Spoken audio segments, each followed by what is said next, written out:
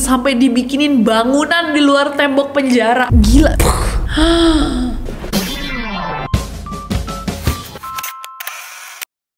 Hey guys, it's Nasi and welcome back. Kalau kalian belum subscribe ke channel ini, jangan lupa klik tombol subscribe di bawah. Terutama untuk kalian yang suka nih belajar tentang fakta-fakta mencengangkan, cerita-cerita yang super kayak yang selalu kita bahas bareng-bareng di channel ini. Sudah memasuki musim hujan guys, jaga kesehatan. Kalau enggak kalian akan bindeng seperti aku.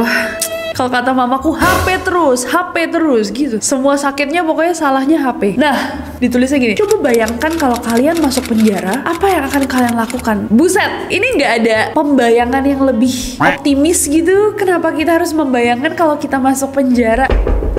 Jangan sampai ada teroris yang masuk penjara. Jangan sampai lah. Tapi kalau kita bisa rephrase sedikit, kalau misalkan kalian ditangkap atau diculik atau dikekang di suatu tempat, apakah kalian adalah pribadi guys yang akan mencoba untuk break free, meloloskan diri, atau pasrah aja? Coba komen di bawah sebelum kita masuk ke video ini. Karena hari ini kita akan membahas orang-orang yang walaupun kayaknya kisah hidupnya tidak bisa kita jadikan contoh, tapi mungkin kecerdikan dan kegigihan mereka bisa menginspirasi kita.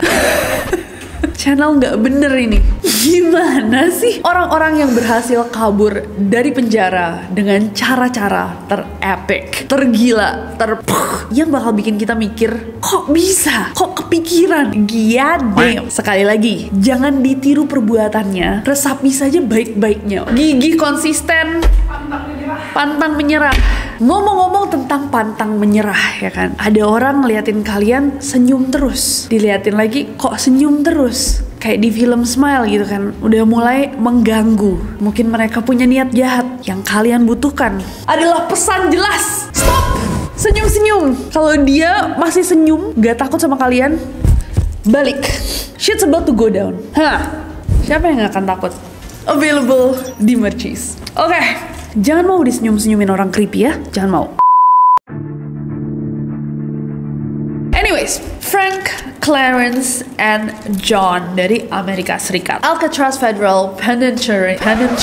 Gimana tuh guys ngomongnya? Penitentiary, bener nggak? Atau penjara Alcatraz adalah penjara yang terletak di tengah teluk San Francisco. Penjaranya ini punya nama lain The Rock dan dikenal sebagai penjara yang sangat kejam dan mengerikan. Dia tuh terletak di satu pulau di tengah laut dan jadi destinasi untuk kriminal-kriminal yang tingkat kejahatannya itu lumayan parah. Karena emang lokasinya di tengah lautan juga kan jauh guys dari society. Bukan kayak penjara-penjara normal yang ada di tengah kota. Katanya penjaga dari penjara Alcatraz itu juga jauh lebih disiplin, jauh lebih keras, jauh lebih strict daripada penjaga-penjaga penjara lainnya di Amerika. Dan karena kayak tadi aku bilang, penjara ini terletak di tengah lautan di satu pulau sendiri, dia dikatakan sebagai penjara paling aman di dunia. Tapi walaupun diklaim sebagai penjara paling aman di seluruh dunia, di tahun 1962 ada 4 narapidana yang berhasil mematahkan klaim tersebut. Frank Lee Morris, Clarence Anglin, John Anglin, dan Alan West itu udah bertahun-tahun di penjara di Alcatraz. Dan cerita mereka gila banget. Setelah bertahun-tahun mereka mendekam di Alcatraz, akhirnya mereka berempat ini mulai memikirkan sebuah rencana grand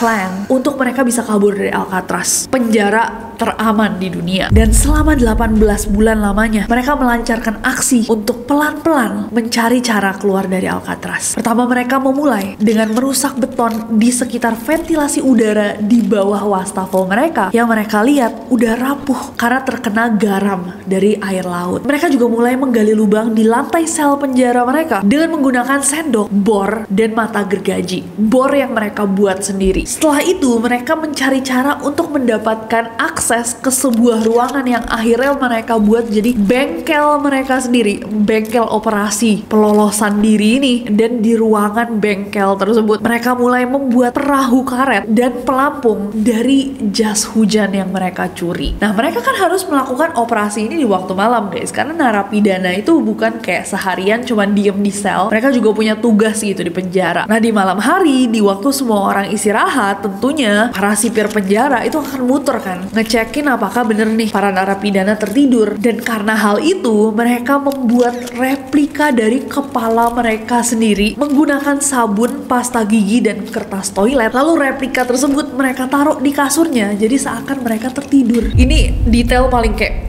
mereka juga tidak lupa memberikan rambut asli pada replika tersebut, replika kepala-kepala mereka, dan rambutnya mereka ambil dari ruang pangkas penjara. Jadi bekas orang-orang abis digunting rambutnya mereka kumpulin dijadiin wig, DIY wig.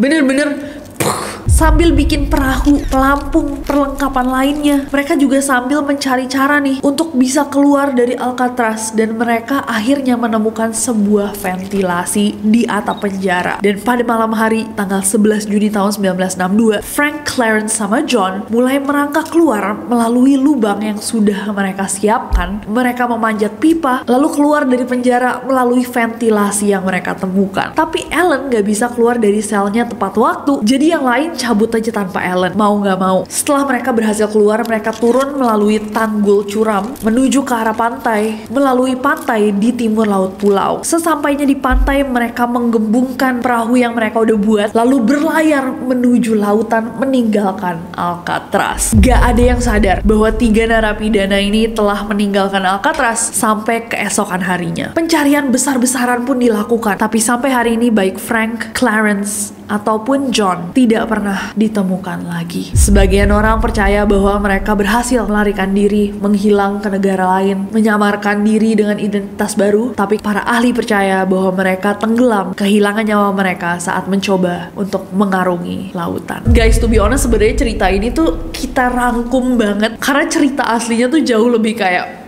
kalau kalian mau denger cerita fullnya, komen di bawah, nanti aku bikinin satu cerita sendiri. It's insane. Gila, bayangin mereka di dalam penjara terketat di dunia bisa bikin kapal sama replika kepala tuh.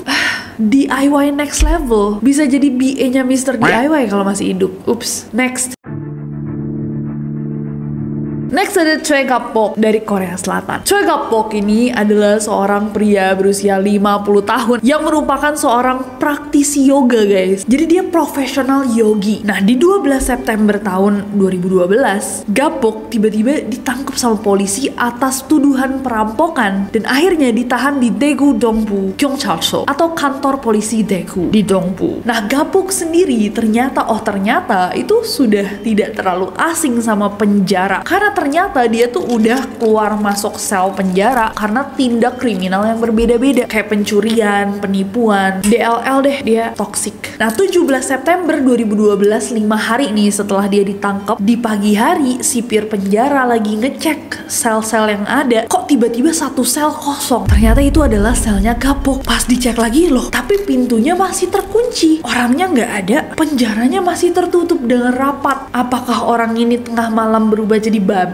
Tapi nggak mungkin, ini Daegu bukan Depok. Maaf Depok. Tapi akhirnya dicek CCTV. Ternyata pas semua penjaga lagi tidur, Gap-bok menyelinap keluar dari selnya melalui celah yang ada di pintu selnya yang digunakan untuk memasukkan makanan ke dalam sel, guys. Aku yakin pasti kalian kayak, hah? Maksudnya? Iya, jadi ada gap cuma sebesar 15 cm kali 45 cm. Dan orang ini bisa menyelinap keluar kayak gurita. Pertama dia masukin kepalanya duluan ke dalam celah, dia menggeliatkan lengan dan bahunya, shimmy-shimmy, tapi kemudian dia sudah mulai berhasil nih, bokongnya nyangkut. Akhirnya dia menurunkan celana pendeknya, lalu dia berhasil keluar dari lubang tersebut. Buset, lahiran 2 kali sini orang. Kalian pasti kayak, ini orang pasti kecil banget ya. Enggak, Gap-bok ini tingginya 165 cm, beratnya 52 kilo. Kalau CCTV itu tidak ada, tidak akan ada orang yang percaya ada manusia bisa menyelinap keluar dari lubang makanan. Dan pas dicek di CCTV, guys, ternyata dia cuma membutuhkan 34 detik untuk melewati celah tersebut. Buset, ini daripada nipu orang, mendingan dia ikut X Factor. Jadi pesulap kayak manusia gurita gitu. Tapi 6 hari kemudian, Gap-bok akhirnya tertangkap kembali, guys. Dia sedang bersembunyi di dalam kotak kardus di atap gedung apartemen di Milyang, Korea Selatan. Kayak laci dia, sembunyi dalam kardus. Ketahuannya gimana ya, kayak mbak gitu tuh. Kenapa dia nggak sembunyi di gorong-gorong gitu, di tempat yang kecil? Tapi ya nggak tahu juga ya, mungkin kardus juga udah kayak siapa juga yang sembunyi dalam kardus, tapi ternyata dia tetap ketahuan ya. Karena sepandai-pandainya tupai melompat, belum tentu dia bisa melewati lubang makanan. Itu kayaknya moralnya. Ini gak ada videonya gitu, Alda? CCTV-nya? Kenapa sih polisi Korea Selatan kurang seru? Iya ya, semuanya malah gapok challenge. Gila banget. Next ada Michel Vaugeot dari Prancis. Michel Vaugeot ini adalah seorang pria berusia 34 tahun yang divonis 18 tahun penjara di tahun 1985 gara-gara dia terlibat perampokan bank bersenjata dan percobaan penghilangan nyawa. Nah, tapi ternyata sebelum Michel tertangkap pun, jadi pas dia udah merencanakan grand plan-nya untuk merampok sebuah bank, istrinya yang merupakan partner in crime-nya itu sudah memikirkan sebuah strategi. Kalau misalkan nih dia akhirnya tertangkap, bagaimana caranya Michel bisa melarikan diri? Jaga-jaga aja gitu kalau misalkan ternyata suaminya beneran ketangkep. To be honest, ini epic banget. Jadi begitu tahu suaminya ternyata ketangkep, Nadine itu mulai mengambil kelas mengendarai helikopter untuk mendapatkan lisensi sebagai pilot helikopter dengan menggunakan nama samaran. Karena pasti nama belakang dia sama nama belakang suaminya kan udah jadi satu tuh setelah menikah. Nah, di penjara Michel juga mulai berteman dengan seorang pria bernama Pierre Hernandez. Mereka berdua ngobrol-ngobrol terus bilang, "Iya nih bro, kayaknya kita bisa deh melarikan diri dari penjara." Wah, kebetulan bro, istri saya memiliki ide bagus pipi tembam. Ide yang sangat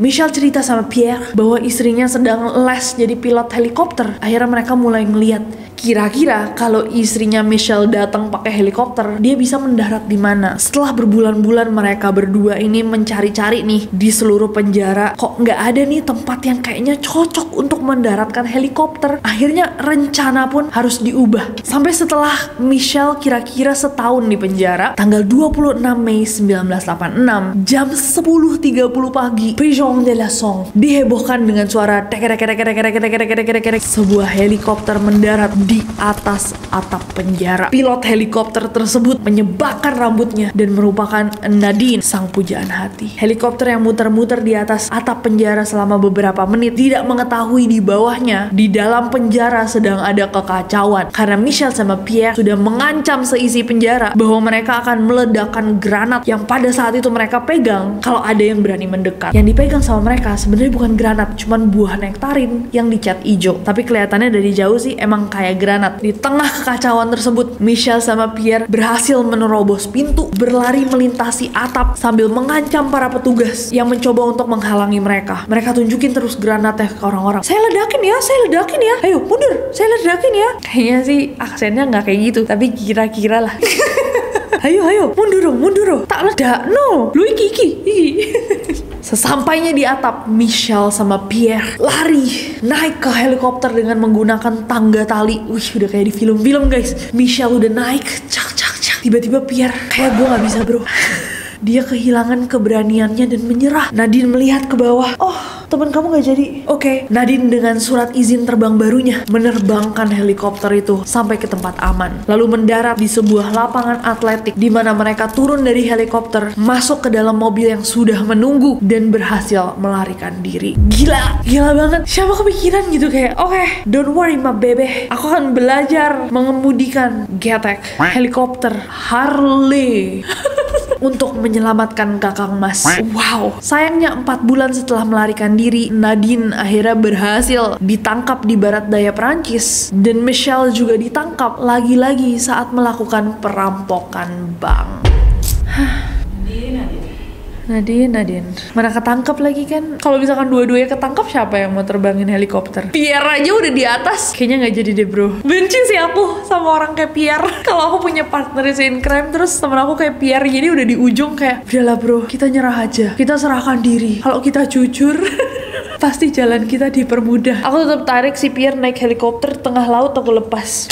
Anyways, girls. Next. Frank Abagnale, Amerika Serikat. Nah, yang ini mungkin untuk kalian pecinta teater musikal, kalian familiar sama namanya Frank Abagnale. Atau nggak harus teater musikal, atau kalian pecinta film Catch Me If You Can, Leonardo DiCaprio 2002. Atau kalian adalah pecinta true crimes yang pernah mendengar kisahnya The Great Frank Abagnale. Frank Abagnale ini guys adalah seorang pemalsu cek, ahli menyamar, penipu ulung yang sudah melakukan aksinya dari dia umur 15 tahun ya, karena hidupnya lumayan keras. Akhirnya dia menggunakan segala hal yang dia miliki tuh untuk mendapatkan uang gimana pun caranya. Selama dia melakukan kejahatannya nih di skema-skemanya, dia tuh udah pernah menyamar jadi pilot, dokter, profesor sosiologi, dan pengacara. Kebayang nggak kalian? Ke dokter, kalian sakit, ternyata dokter kalian nyamar jadi dokter. Lebih serem lagi pilot. Kalian lagi terbang di tengah-tengah, pilotnya bingung harus ngapain kan?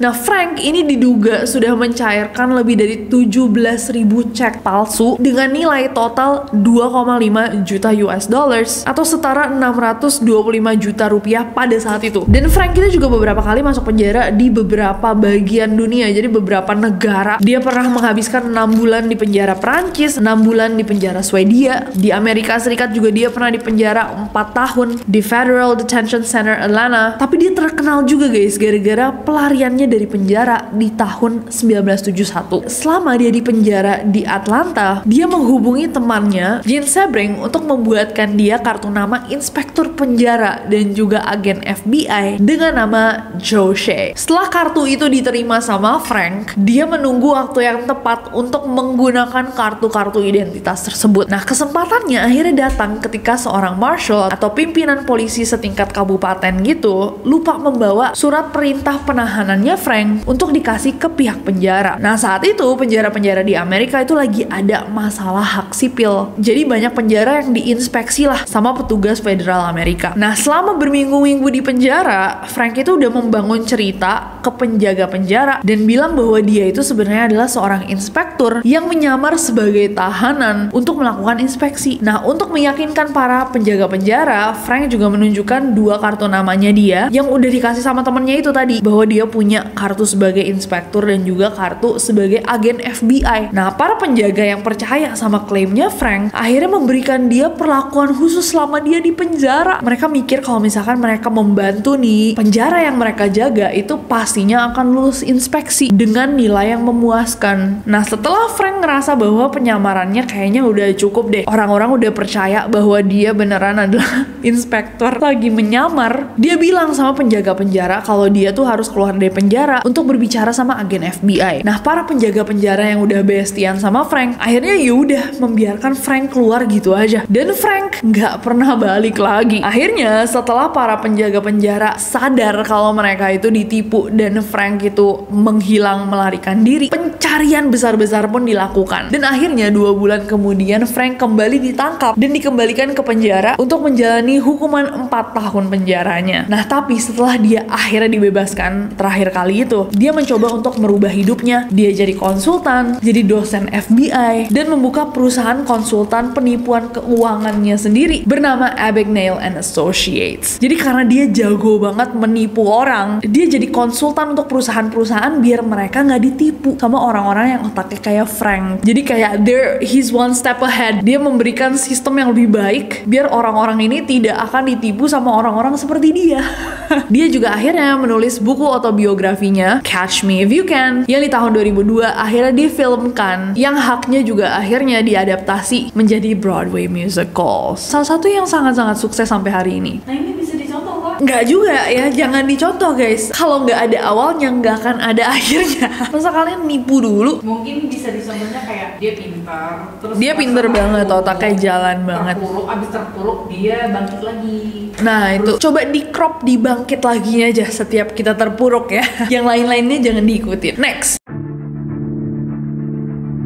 Oke guys, dan ini yang terakhir, Joaquin Guzman Loera. Ini dari Meksiko. Joaquin Guzman Loera, ini mungkin kalian lebih tahu namanya sebagai El Chapo. Seorang pria yang berusia 38 tahun dan merupakan pemimpin dari kartel penjualan obat-obatan terlarang terbesar di Meksiko. El Chapo ini guys, kaya banget. Kekayaannya tuh mencapai miliaran juta dolar. Miliaran juta.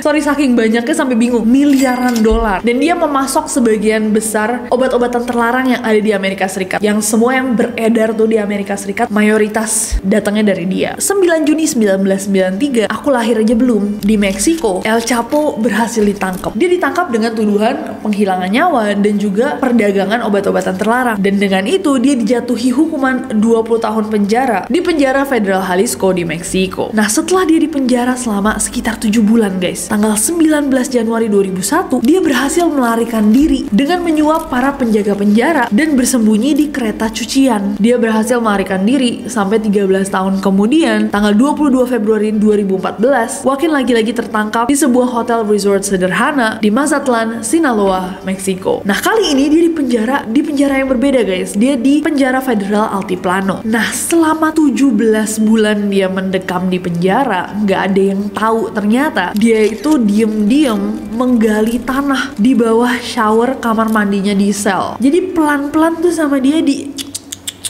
sampai tanggal 11 Juli tahun 2015, untuk beberapa waktu nggak ada yang sadar sampai akhirnya polisi ngecek, loh mana ini El Chapo? El Chapo selnya kosong. Diceklah CCTV guys. Dilihat dari CCTV, Joaquin masuk ke dalam kamar mandinya, jadi kayak biliknya itu kan kayak ketutupan lah dari CCTV buat privacy kan. Tiba-tiba dia masuk ke toiletnya dan menghilang gitu aja, nggak keluar lagi. It's the very moment notorious drug lord El Chapo escaped from prison. Captured on a security camera inside his... Dibuka lagi lah selnya. Dan ketika dibuka itu, di bagian kamar mandinya, polisi kaget menemukan ada sebuah lubang sedalam 10 meter yang mengarah ke terowongan sepanjang kurang lebih 1,6 kilometer. Lengkap dengan tangga, penerangan, ventilasi, bahkan sepeda motor yang dimodifikasi di rel yang diduga digunakan untuk membantu pembangunan terowongan. Dan ujung terowongannya itu mengarah ke sebuah lokasi konstruksi yang ada di luar tembok penjara. Alias berarti dia saking powerfulnya, timnya membantu dia dari luar penjara agar dia bisa melarikan diri, dan itu tepat sampai ke bawah selnya dia.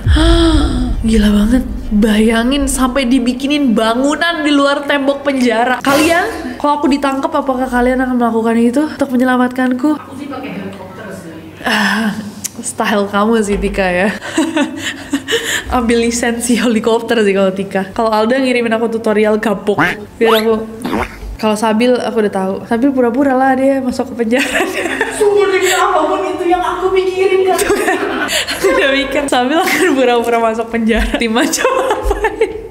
6 bulan kemudian, awal Januari 2016, akhirnya El Chapo kembali ditangkap di kota pesisir Los Mochis di Meksiko, dan dia diserahkan ke Amerika Serikat untuk diadili di sana. Kayaknya negara Meksiko aja udah angkat tangan kayak, udahlah masalah kalian aja deh Amerika Serikat. Di sini udah terlalu banyak orang yang sayang sama dia kayaknya. Bahaya nih orang. Itu tadi adalah cara-cara epic seseorang melarikan diri dari penjara. Mana yang menurut kalian paling... Oke, aku punya pertanyaan buat kalian. Kalau misalkan ada orang yang kalian sayang sedang dikekang, apa cara yang akan kalian pilih untuk menyelamatkan mereka? Komen di bawah, coba aku mau lihat yang paling kreatif siapa. Tika mau ambil lisensi helikopter buat aku. Alda mau ngirimin tutorial kapok. Sabil mau pura-pura masuk penjara. Menyamar jadi psikolog. Ngasihin kartu aku kan sebagai FBI. Kalau Jehan kayaknya Ini dia itu deh, menyarankan Kanas untuk berkelakuan baik aja. Biar dapat gerasi gitu. iya, kayaknya Jehan tim gerasi. Tim, itu tau kak, mohon aja sama presiden. Baik aja tau kak, ikutin aja. Kalau Anya aku jadi bikinin semua orang. Ya deh, kayak tim editor kayak semuanya Tria, Dimas, sama Dita, sama Anya kayak bakal bikinin aku campaign. Ih, nauzubillah.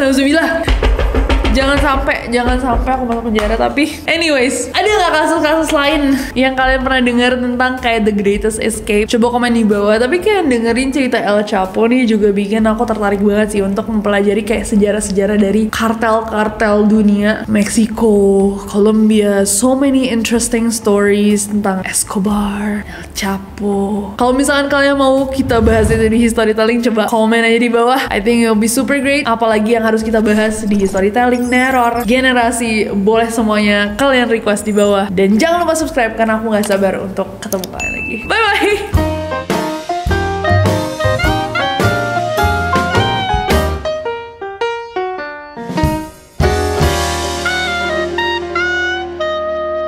Dia memasok sebagian besar profesor sosiologi available di Shopee. Peace. Oke.